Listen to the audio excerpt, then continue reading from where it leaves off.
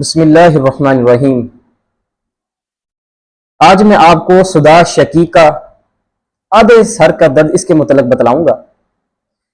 شقیقہ یہ شک سے ہے، ایک حصے کو کہتے ہیں، یہ عربی زبان کا لفظ ہے شقیقہ، یعنی انسان کے سر کے ایک جانب یہ درد ہوتا ہے، ایک طرف درد ہوتا ہے۔ اطباء لکھتے ہیں جن میں بکرات ہے،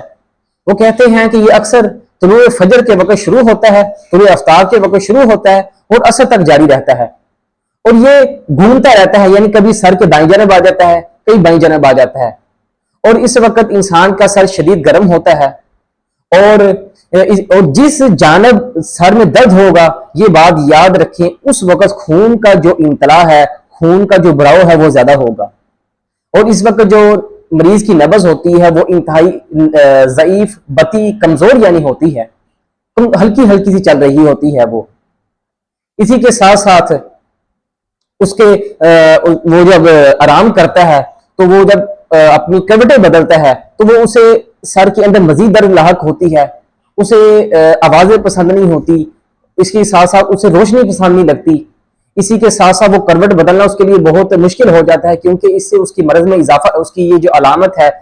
صدا شقیقہ، اس کے اندر اس کا اضافہ ہو سکتا ہے۔ اور یہ بات یاد رکھیں کہ زیادہ دیر تک اگر یہ سر درد رہے تو اس سے بینائی بھی انسان کی ختم ہو سکتی ہے، انسان کے دماغ کے جو اعصاب ہیں وہ ڈھیلے اور کمزور ہو سکتے ہیں،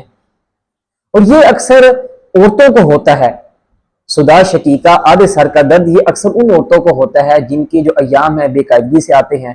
ہاضمے کی خرابی ہوتی ہے، قبض ہوتی ہے،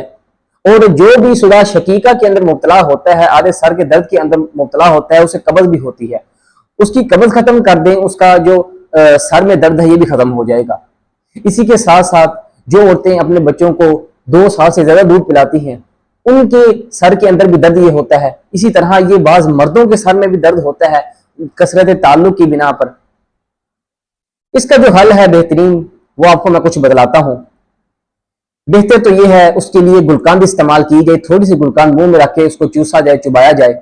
یا مستگی رومی اصلی ہے اس کو تھوڑا سا ایک ماشا اس کو منہ میں رکھ کے اس کو چبایا جائے، چوسا جائے۔ اطریف الاستخدوس یہ بڑی بہترین چیز ہے اس کے لیے، اور اسی کے ساتھ ساتھ نشادر 10 گرام لے لیں، کافور 1 گرام لے لیں، دونوں چیزوں کو اچھی طرح مکس کر کے ایک شیشی میں رکھ لیں، اس کا لخلخا کرنا ہے، یعنی آپ نے ناک میں رکھ کے اس کو سونگھنا ہے، اس سے بڑا افاقہ ہو جاتا ہے۔ اسی کے ساتھ ساتھ سنا مکی کے پتے، استخدوس اور کالی مرچ، یہ تینوں چیزیں ہم وزن لے لیں، اس کو آپ کوٹ کر اچھی طرح شہد میں ملا لیں، اور چینی کا کباب تیار کر کے اس کے اندر آپ اس کی معجون تیار کر لیں، سادہ پانی کے ساتھ ایک چھوٹے چمچ کا تیسرا حصہ لے لیں صبح شام، یا ارکیں سونف کے ساتھ صبح شام آپ اس کا